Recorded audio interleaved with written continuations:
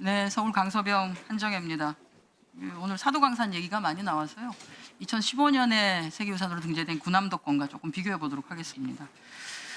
군함도가 세계유산 문화 등재 시에 당시 세계유산위원회에서 일본 메이지 근대산업시설 23개소를 등재를 하면서 여러 가지 주문을 했었습니다. 아마 우리 조태열 장관님 너무 잘 알고 계실 거예요. 각 시설의 전체 역사를 이해할 수 있는 해석 전략을 반드시 마련해라고 권고했고요. 그래서 여기에 따라서 일본 대표는 1940년대 한국인 등이 자기 의사에 반하여 동원되어서 가혹한 조건에서 강제 노역을 했다는 것을 인정하고 인포메이션 센터 설치 등 희생자들을 기리기 위한 조치를 취하겠다고 발언을 했습니다. 저렇게 발언을 했지요. 자신의 의지에 반해서 끌려와 강제 노동을 당한 한국인 등 희생자들을 기억하기 위한 정보센터 설과 같은 적절한 조치를 취하겠다. 여기에 답변해서 당시 제2차관을 맡고 계셨던 조태열 현 장관께서 한국은 일본의 조치 이행을 신뢰하며 합의 결정에 동참하겠다. 그에 더해서 불행한 과거의 역사적 진실도 반드시 반영되어야 할 것이라고 발언을 했습니다. 이렇게 해서 세계문화유산으로 등재가 되었습니다.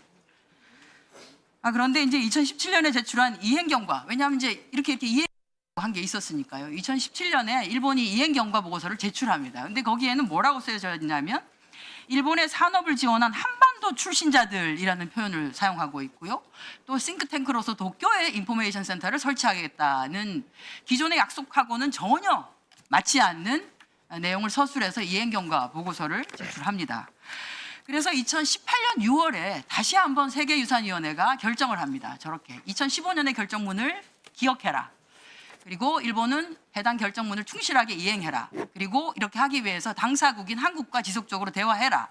그리고 전체 역사 해석에 있어서 국제적 모범 사례를 고려해라라고 강력하게 독려하고 위 업데이트된 이행 경과 보고서를 2019년 12월 1일까지 제출해라라고 요구를 합니다. 그런데 그 뒤에 2019년에 일본이 한국하고는 전혀 대화하지 아니하고 일방적으로 보고서를 작성해서 제출합니다. 그리고 2020년 3월 달에 도쿄에 그 인포메이션 센터가 설치가 되죠. 그에 따라서 당시 2020년에 6월 외교부에서는 이렇게 입장을 발표합니다. 일본이 약속한 내용을 이행하지 않은 것에 대해서 44차 세계유산위원회에서 문제를 제기하겠다.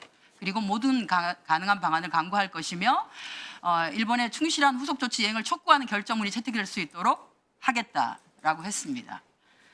실제 2020년 7월 달에 세계유산위원회에서는 저렇게 결정문을 도출합니다. 일본이 유네스코 세계유산으로 등재된 군함도 등 근대산업시설의 역사를 제대로 알리라는 세계유산위원회의 권고를 이행하지 않는 것에 대해서 강하게 유감을 표명한다라고 하는 결정문을 냈습니다.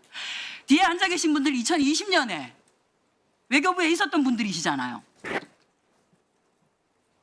2015년에 군함도가 세계유산으로 지정되고 난 뒤에 일본이 약속을 지키지 않아서 그 일련의 과정들을 왜 약속을 지키지 않느냐고 해왔던 후속 조치들을 해왔던 분들이시잖아요.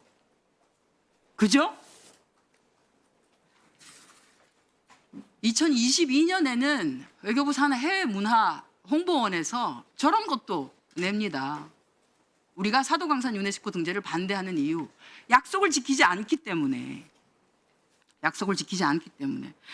그런데 이번에 이제 사도강산 관련해서 8월 8일 날 대변인 브리핑을 합니다. 우리는 강제라는 단어가 들어간 요구했는데 일본에서 거절했다, 수용하지 않았다라고 했죠. 그럼 정부의 입장은 뭐냐? 여러 차례 계기로 우리 정부의 입장을 말씀드리고 설명드린 바 있다는데 도대체 저는 뭘 설명하고 입장을 양해를 구했다는 건지 알 수가 없습니다.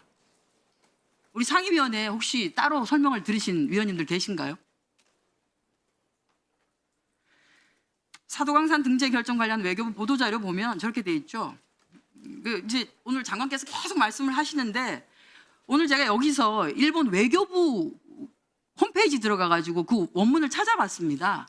저기에 일부 나와 있는 건데요. 그러니까 세계유산위원회에서 사도강산이 등재되는 것이 결정되고 난 뒤에 일본 대표가 한 발언이 있죠. 그 쭉 발언. 그 중에 한 구절을 저기다가 해놓은 겁니다. 일본은 한국인 노동자들이 처했던 가독한 노동 환경이라고 했습니다만 실제로는 그렇게 발언하지 않았더라고요. 오히려 강제 문구는 하나도 없고요.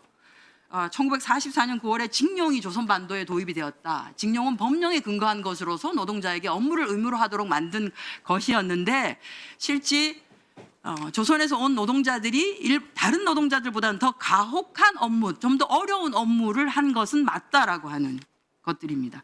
그럼 사도강산 세계유산 등재 관련해서 일본의 대응을 우리가 예상하지 못했나? 아니죠. 일본은 그간의 집단적 기억의 왜곡인 역사 부정, 역사 수정을 계속 해왔습니다. 이미 2013년에 무라야마 다마 그대로 계승하지 않겠다고 아베 총리가 답변했고요.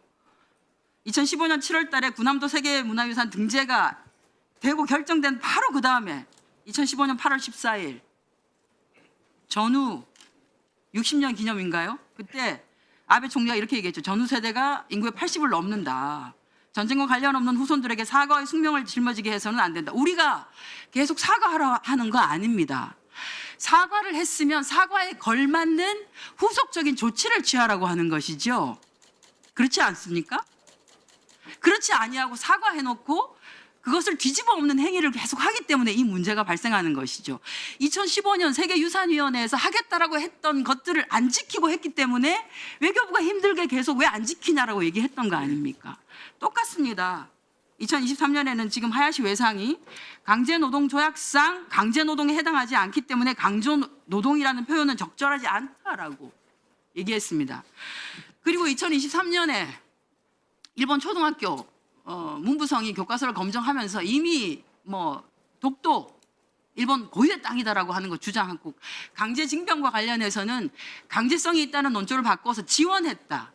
일제강점기에 많은 조선인들이 자발적으로 일본군에 입대한 것처럼 아예 학교 이제 교과서도 다 바꿨습니다. 이게 바로 대통령께서 일본을 방문하고 나서 며칠 되지 않아서 저렇게 검정을 했어요. 2024년에는 중학교 교과서 검정에서 징용과 관련한 노동에서 강요를 빠졌고 위안부 관련해서는 군대를 따내달았다고 하는 일본 정부의 건의를 반영한 방식으로 중학교 교과서를 집어넣었습니다.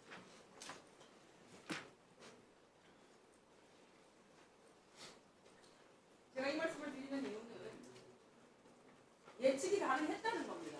일본은 늘 자기가 했던 발언에 대해서 약속을 지키지 않는다는 겁니다. 그래서 그나마 2015년에 있었던 그 문구라도 계속해서 주장을 했어야 됐다라고 하는 것이 여기 계신 상당히 많은 의원님들과 대한민국 국민들의 속이에요. 왜? 일본은 또 안 지킬 거니까. 안 지킬 거니까. 그러나 우리는 주장해야 한다. 그래서 집단적으로 왜곡되고 있는 역사적 사실이 계속되는 것은 막아야 한다. 그 당시 차관으로서 그렇기 때문에 저렇게 주장을 하셨을 거라고. 예. 우리 반장님 보충 질의 시간 활용해 주시기 바랍니다. 다음은 홍기원 의원님 질의해 주시기 바랍니다.